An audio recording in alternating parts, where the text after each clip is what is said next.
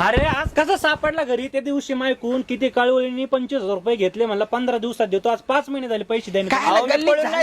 काय झालं? अहो येणी ना माझ्याकडून नवीन गाडीसाठी 25,000 किरकिरीपणे माझ्याकडून पैसे घेतले. तुम्ही याला दिलेच कस काय? हो शेजारी तुमचं काय काम आहे? हो, तुम्ही तुमच्या घरी आमचं बघून घेऊ आम्ही. तुम्हाला सांगतो तुमच्याकडून नव्या गाडीला पैसे नाही, खटारा एकाच घेतला 2,000 रुपयाचा यांनी. हो ये शेजारी आग लावेत यांनी, अक्षरशः माणसात माणूस नाही ठेवलं, गावात गाव नाही ठेवलं. तुम्हाला सांगतो ह्यो आहे ना मेहनत करून पैसे देऊ शकत ना, तुम्ही ना घरावर ताबा टाका.